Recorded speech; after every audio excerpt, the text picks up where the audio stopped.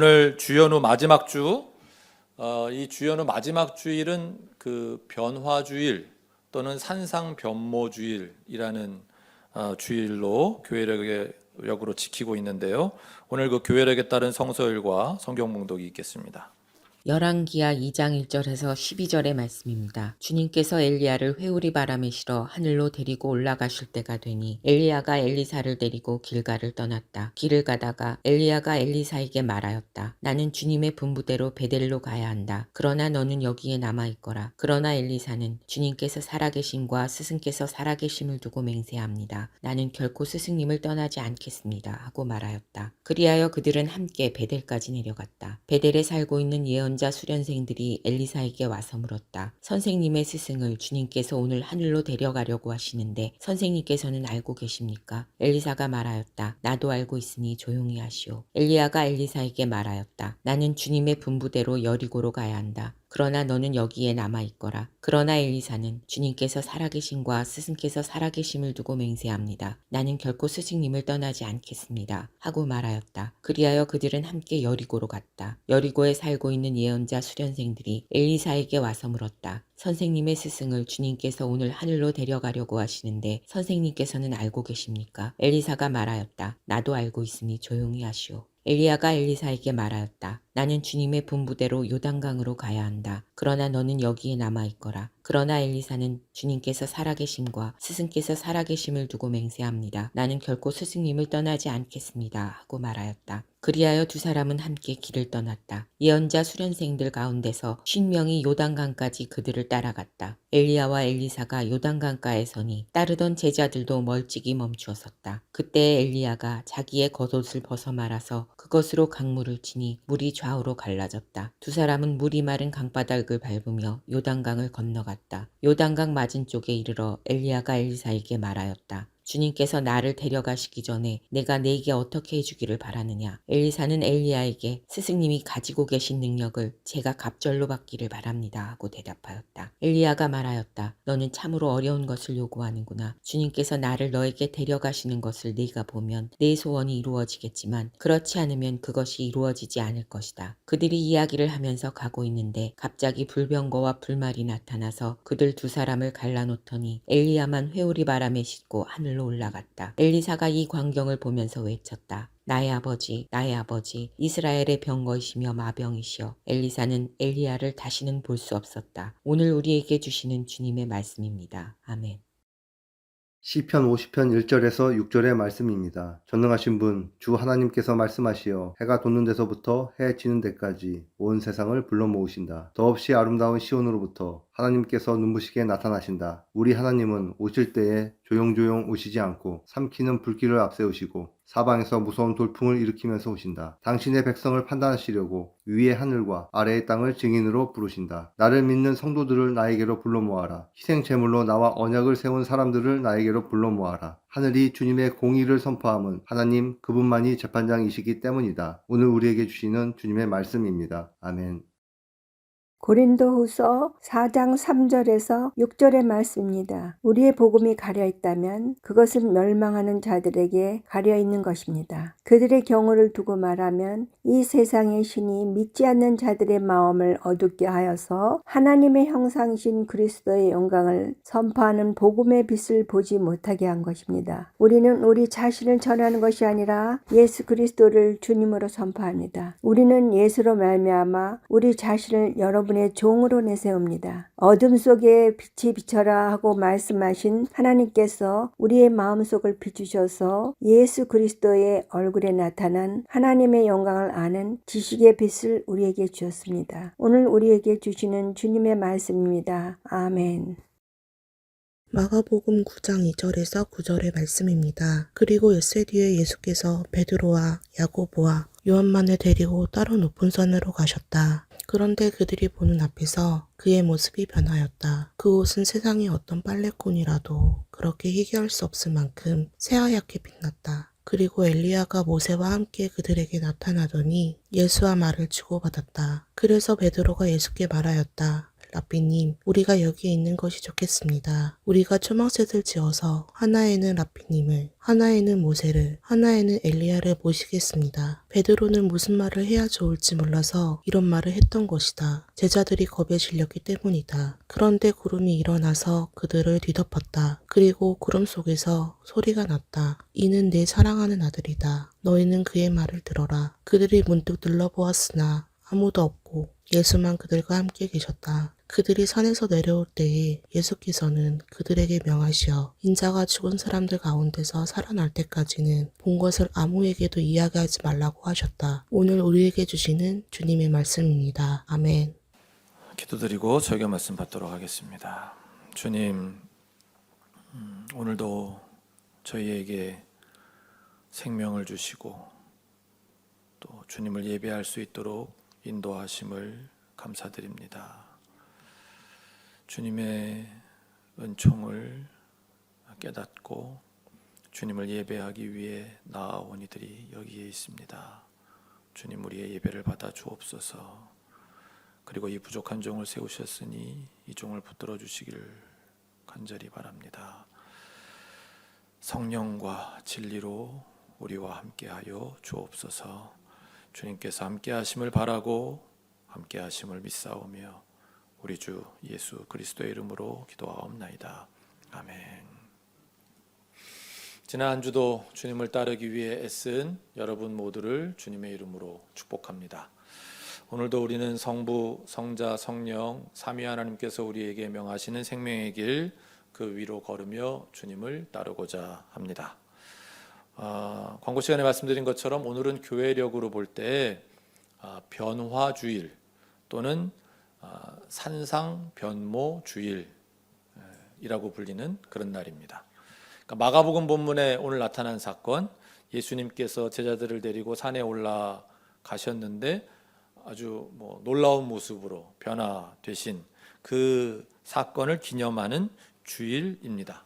이 변화주일이 지나고 나서는 바로 제수요일부터 시작되는 사순절기가 시작이 되는 거죠. 그렇기 때문에 이 사순절 직전에 변화주일이 있다. 이거는 이 교회력이 우리에게 주시는 의미가 거기 상당히 담겨 있는 겁니다. 사순절 시작하기 전에 주님의 고난을 묵상하고 그 고난의 의미를 내 삶으로 살아내려고 하는 우리에게 있어서 우리가 무엇을 목표로 할 것이냐? 우리의 변화를 목표로 해야 된다. 우리 삶의 참된 변화, 총체적인 변화가 필요하다는 것을 인지하고 있어야 된다라는 의미가 거기 담겨 있는 거죠. 오늘 마가복음 본문의 그 예수님의 그 변화는 단순한 외모의 변화로 이해해서는 안 됩니다. 그 옷이 사람이 빠는 걸로는 도저히 빨게 할 수 없을 만큼 휘어졌다. 이제 여기에 우리가 이렇게 주목하기가 쉬운데 이 변화에 해당하는 그리스 원어는 메타모포시스 또는 메타모르포시스라고 하는 그런 표현인데 이 단어는 외모의 변화만이 아니라 실체적인 변화, 총체적인 변화를 가리킵니다. 그러니까 복음서 저자들은 우리가 이 본문을 대하면서 예수님의 그 영광스러운 변화를 그냥 사람들이 겉모습의 변화만으로 생각할까 봐 일부러 이 그리스어 단어를 사용해서 아니 그거는 이 내면을 포함한 그 총체적인 변화였다. 그리고 우리에게 일어나야 될 변화도 그런 변화이다라는 뜻으로 이 메타몰포시스라고 하는 단어를 사용했다는 겁니다.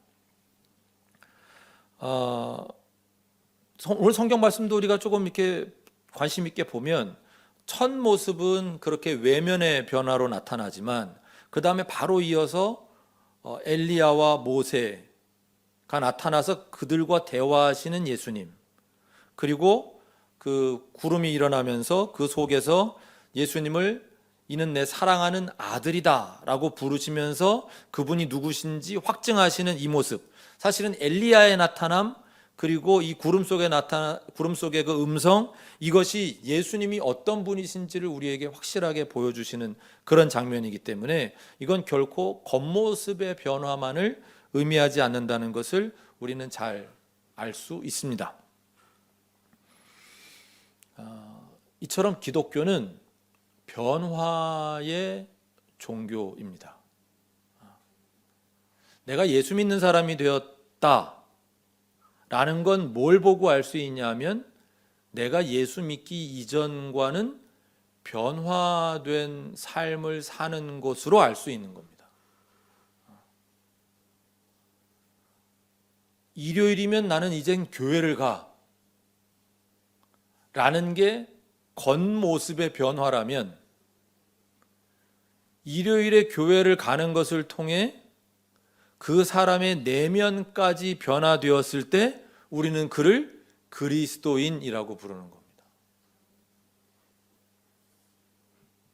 예수님을 그리스도로, 메시아로 만나서, 또 하나님을 만나서 나의 인식이 변하고 나의 삶이 새롭게 변화된, 그런 나로 인해 내가 속해 있는 가족이, 또 직장이, 교회가, 사회가, 그리고 세상이 변하는 것이 기독교 신앙입니다. 예수를 믿고서도 변화된 것이 하나도 없다면 그것은 신앙의 본질과는 너무나도 거리가 먼 이야기가 됩니다. 또 그 변화가 한순간에 지나지 않는다면 그냥 그건 일시적인 현상에 그치고 마는 것이고, 그 변화 자체의 의미를 두고 그 현상에 그저 머물러 있고자 한다면 그것은 역시 그냥 내 자아도취에 지나지 않을 겁니다. 왜냐하면 우리 그리스도인의 변화는 반드시 내 주변의 변화, 세상의 변화로 이어지게 되어 있기 때문입니다. 열왕기하 본문에서 우리에게 보여주시는 모습은 선지자 엘리야의 이 땅에서의 마지막 모습을 보여줍니다. 회오리바람이라고 하는 하나님의 나타나심, 하나님의 현현의 상징이 그를 어딘가로 데려가 버렸습니다. 그리고 다시는 그를 보지 못했습니다. 그러던 엘리야가, 그렇게 사라진 엘리야가 마가복음 본문에서 모세와 함께 예수님께 나타난 겁니다. 그리고 예수님의 제자들이 그 모습을 본 거죠. 엘리야가 다시 나타났다라고 하는 것에는 중요한 의미가 담겨 있는데, 그것은 그 엘리야가 메시아의 앞길을 닦을 거라고 하는 예언이 있기 때문에, 바로 엘리야가 예수님께 나타났다라고 하는 건 예수님께서 우리가 기다리던 메시아구나, 예수님께서 세상을 구원하실 메시아 그리스도이시구나 라고 하는 표시인 겁니다. 굉장히 중요한 메시지가 거기에 담겨 있는 거죠. 따라서 오늘 열왕기하 본문과 마가복음 본문을 읽고 듣고 있는 우리들에게 주시는 메시지는 이겁니다. 예수님이 참 예언자고 그분이 진짜 메시아다. 그래서 마가복음 본문에서 재차 구름 속에서 들려오는 말씀은 그겁니다. 이는 내 사랑하는 아들이다. 너희는 그의 말을 들어라. 왜 그의 말을 들어야 됩니까? 그분이 참 메시아이기 때문에. 코로나 기간 동안에 그 JMS라고 하는 이단, 뭐 옛날부터 이제 여러 가지 사건을 통해 우리에게 잘 알려져 있던 그 이단이 그 어느 OTT 서비스 회사의 다큐멘터리물을 통해서 다시 한번 세상의 주목을 끌었습니다. 이 가운데도 보신 분들이 계신지 모르겠습니다만은 너무나도 그 가슴 아픈, 진짜 21세기 대한민국에서 이런 일이 가능한가 싶을 정도로 충격적인 그런 사건들이 그들이 이루고 있는 공동체 안에서 일어나고 있었고 지금도 그것이 계속되고 있는 현재형임을 많은 사람들이 알게 되었습니다. 그 다큐멘터리에 지금은 목사님이 되신 어느 분의 그 증언이 나오는데, 한때는 정명석에 아주 충실하던 제자였던 그 JMS에서 아주 중요한 역할을 했던 그 목사님이 이렇게 말을 했습니다. 자기들은 정말 그분이 메시아인 줄 알았다고. 그분이 세상을 구원하실 분인 줄 알았다고. 그래서 내 인생을 모두 그에게 바쳤노라고. 그런데 정명석이 재판을 받고 있는데 면피하느라고, 자기가 뭐 이렇게 가스라이팅하고 뭐 이런 거 한 적 없다고 그러느라고, 나는 메시아라고 주장한 적이 없다 라고 이야기하는 걸 듣고 이분은 자기는 정말 세상이 무너지는 것 같았다는 거예요.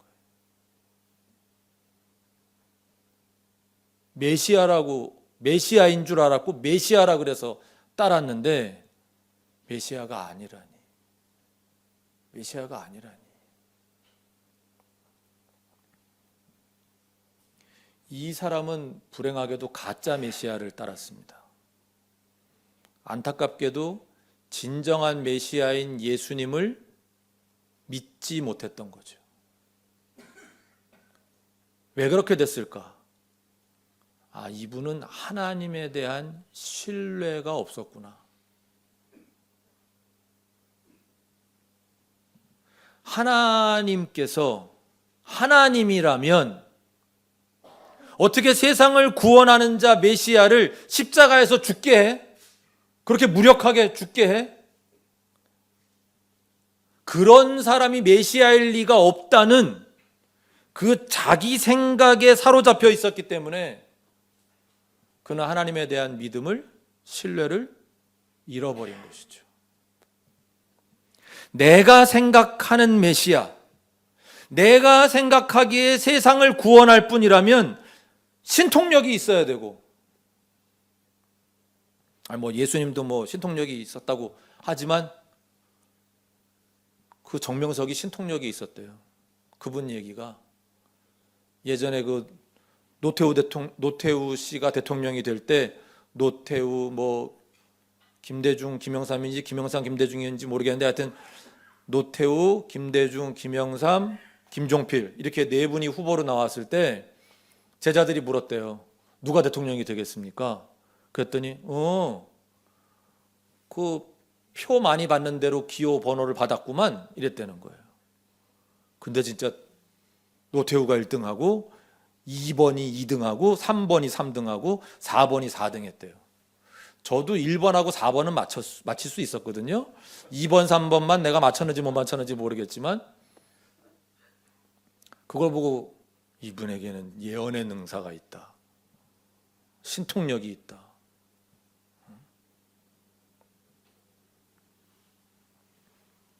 세상을 구원할 뿐이라면 뭔가 신통력이 있고 카리스마가 있는 분일 거라는 자기만의 메시아관, 성경과 상관없는 스스로 만든 메시아상, 정명석이 부합했다고 생각했기 때문에 그를 따랐던 거죠. 이분이 메시아 맞구나. 여러분, 우리 지금 웃고 말았지만 우리도 그럴 수 있습니다. 우리도 내 마음대로 메시아상을 그리면 안 됩니다.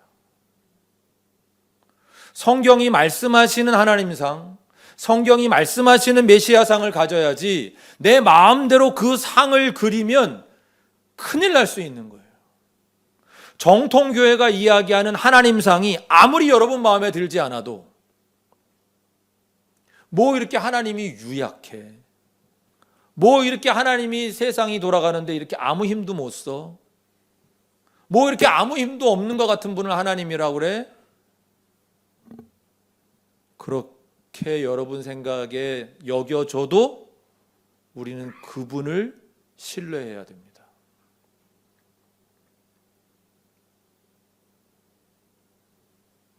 내 생각, 내 판단으로는 오늘 시편 본문에 있는 것 같은 이런 날이 오지 않을 것 같아 라는 생각이 들어도 우리는 이 시편을 노래해야 합니다. 정통교회가 전하는 메시아상, 예수님이 아무리 실패한 분처럼 보여도 무슨 메시아가 십자가에서 죽어? 부활한 몸이라는 게 도대체 어떤 거야? 나한테 한번 보여주면 안 돼? 아무리 받아들이기 힘들어도 우리는 그 깊이를 깨달을 때까지 견뎌야 합니다. 내가 부족해서 내 깊이가 거기에 닿지 못하기에 내가 깨달음이 없다는 것을 인정하고 그 깨달음에 다다를 수 있기를 위해 우리는 더욱더 주님의 말씀을 들어야 합니다. 그분이 메시아이심으로 우리를 그리고 세상을 구원하시는 분은 우리 주 예수 그리스도이심으로 우리는 그분을 들어야 합니다. 정통과 이단의 차이를 제가 하나 알려드리겠습니다. 오늘 고린도후서 본문 5절 상반절을 보십시오. 거기에 사도 바울이 이렇게 말씀합니다. 같이 읽겠습니다. 5절 상반절 시작. 우리는 우리 자신을 전하는 것이 아니라 예수 그리스도를 주님으로 선포합니다. 아멘. 사도 바울을 사람들이 신처럼 생각했습니다. 사도 바울도 자기를 전하기 시작했으면 얼마든지 그 당대의 교주로 많은 것을 누릴 수 있었을 것 같아요. 근데 사도 바울은 분명하게 못을 박습니다. 우리는 우리 자신을 전하는 것이 아니라 예수 그리스도를 주님으로 선포합니다. 그렇습니다. 정통은 예수님이 메시아라고 전합니다. 예수님을 주님으로 선포합니다. 반면 이단은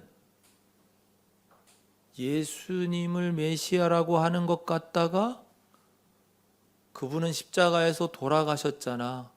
그래서 제2의 메시아가 필요하다고. 예수님은 실패한 메시아라고. 내가 성공하러 온 제2의 메시아라고. 이단은 자기 자신을 전하고 자기 자신을 메시아라고 자신을 주님이라고 선포합니다. 자신들의 공동체만이 구원을 받을 수 있는 공동체라고 전합니다. 그렇기 때문에 여기 들어와야 된다고. 그래서 예수님이 아닌 우리 교주가 세상을 구원할 것이라고 그렇게 전합니다. 아무리 그럴싸한 논리를 갖다 대어도 그리고 여러분이 생각하고 있는 하나님상과 메시아상에 아무리 그가 얘기하는 것이 맞아떨어져도 아무리 거기가 사랑이 넘치는 지상 낙원 같아 보여도 자신들만 구원받는다고 하는 자리가 이단의 자리입니다. 우리는 오늘 마가복음 본문 7절 하반절 말씀을 붙들고 살아야 됩니다. 같이 읽어보겠습니다. 시작. 이는 내 사랑하는 아들이다. 너희는 그의 말을 들어라. 누구의 말씀이에요? 예수님. 여기 말하는 그는 예수님. 우리는 예수님의 말씀을 들어야 삽니다. 그래야 이단에 빠지지 않습니다.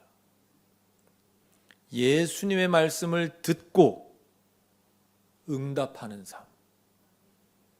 그것이 우리 그리스도인의 삶의 요체입니다. 그것이 핵심입니다. 다른 것들은 모두 부차적인 것들에 지나지 않습니다. 저와 여러분은 주님의 말씀을 듣고 있습니까? 주님의 말씀을 듣는 법을 배우고 있습니까? 아니, 주님의 말씀을 들으려고는 하십니까? 말씀을 듣고 그 말씀이 내 삶에 스며들고 내 삶의 토대에 새겨지도록 말씀을 삼키고 소화시키고 있습니까? 아니면 그저 그 말씀이 내 한쪽 귀에로 들어왔다가 다른 쪽 귀로 스쳐 지나가도록 내버려 두고 있습니까? 혹시 듣는 데에만 그치고 있지는 않습니까? 말씀을 듣고 응답하는 데까지 나아가고 있습니까? 유진 피터슨 목사님 책에 제가 우리 리더들에겐 잠깐 소개했었는데 이런 내용이 있었습니다. 성경은 교과서가 아니다. 성경은 매뉴얼이 아니다. 그런 뜻입니다. 어떤 매뉴얼? 성경은 공부하고 통달해서 기계적으로 적용할 수 있는. 우린 성경이 좀 그런 책이었으면 좋겠잖아요. 내가 좀 공부하고 내가 뭐 제자 훈련이라도 좀 받고 내가 아무개 성경 공부라도 좀 하고 나면 쫙 정리가 돼가지고 그게 그냥 착착착착 기계적으로 적용할 수 있는. 아쉽게도 성경은 그런 종류의 매뉴얼이 아니다. 그래서 우리가 어렵게 느껴지는 건데. 그래서 유진 피터슨 목사님은 그런 말씀을 하세요. 우리는 시를 읽듯이 성경을 읽어야 된다. 시를 대하듯 성경을 대해야 된다. 시는 한 번 읽어가지고는 그 뜻을 알기 어려운 시가 태반이잖아요. 뭔가 그 시어 하나 한 단어 한 단어에 시인이 많은 고민을 담고 많은 의미를 담아가지고 그걸 어렵게 찾아낸 그 시어 간에 그래서 그 운율도 알기 위해서 소리 내어서도 읽어봐야 되고 내 귀로 어떻게 들리는 데인가도 봐야 되고 어떤 의미를 거기에 압축을 했는지 이런 것도 생각을 해봐야 되고 막 이런 게 시잖아요. 그래서 우리는 하나님 말씀도 똑같다는 거죠. 시를 읽듯이 하나님의 말씀을 귀담아 듣고 말씀이 영혼에 새겨질 때까지 생각하고 또 생각해야 된다.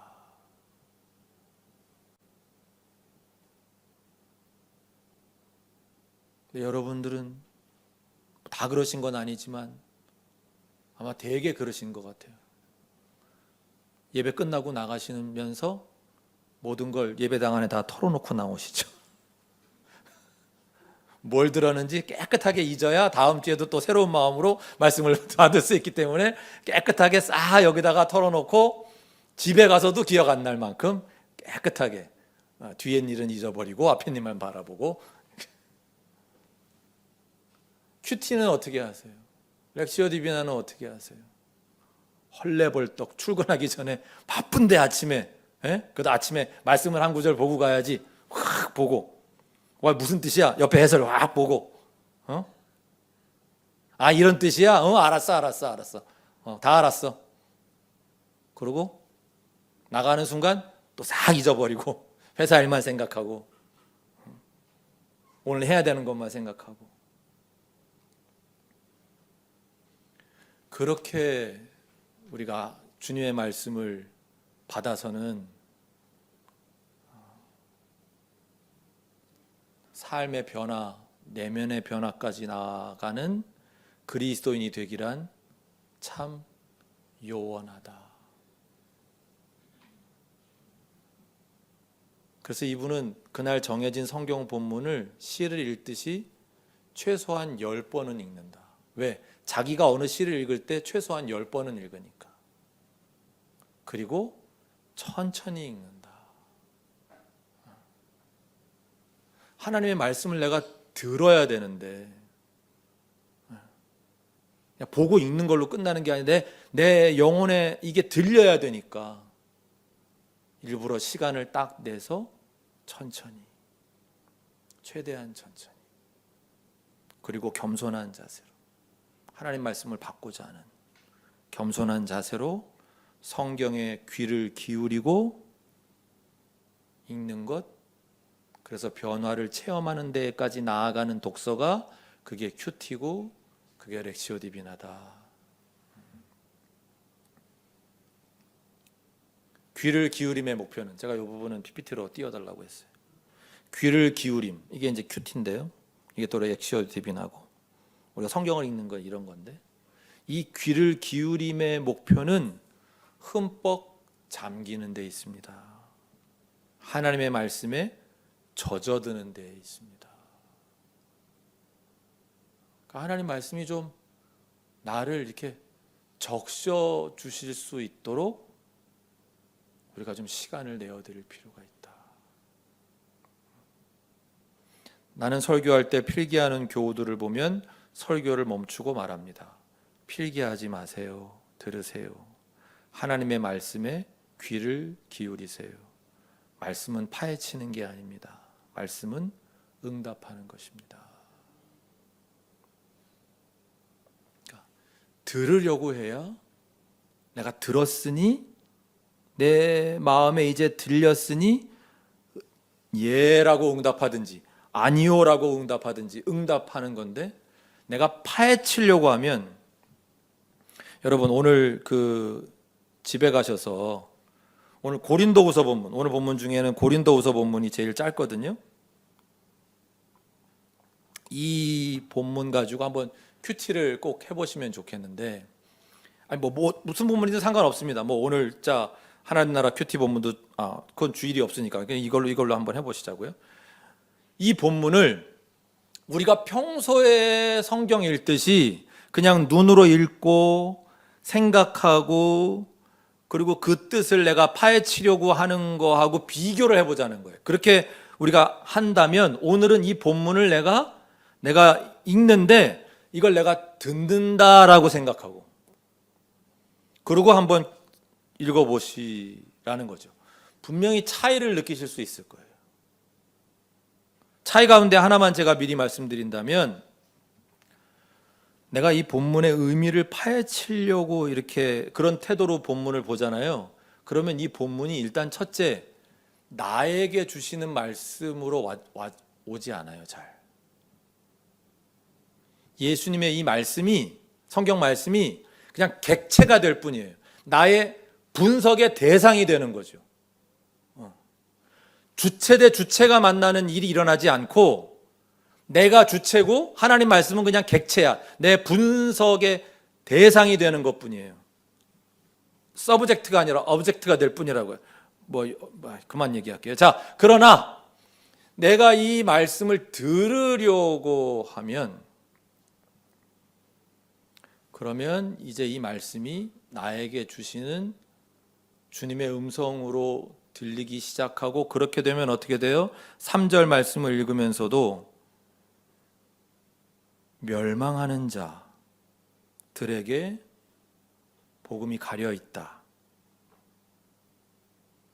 4절, 이 세상의 신이 믿지 않는 자들의 마음을 어둡게 해서 복음의 빛을 보지 못하게 한 것이다. 이 말씀이 전에는 교회 안 다니는 아무개에게만 적용하는 말씀으로만 내가 그 의미를 파헤쳐서 적용을 했다면, 이제는 이 말씀이, 요즘 하나님 말씀이 그렇게 내 마음에 와닿지 않았었는데, 요즘 하나님 말씀이 내 귀에 잘 안 들렸는데, 말씀을 봐도 아무 감동, 아무 느낌도 없고 그랬는데, 이게 혹시 그렇다면 내가 나도 모르게 현혹된 그 이 세상의 신이 내 마음을 어둡게 하고 있었던 건 아닌가?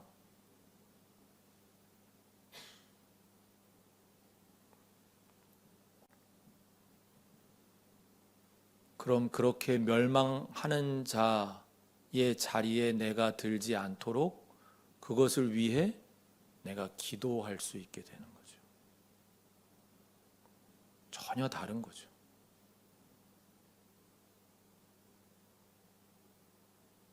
이 말씀이 정말 나에게 주시는 말씀이라면 너무나도 이 세상살이에, 아까 오늘 우리 김성민 집사님이 기도 잘해 주셨는데, 너무나도 먹고 사는 일에 누군가를 이겨야 하는 것 때문에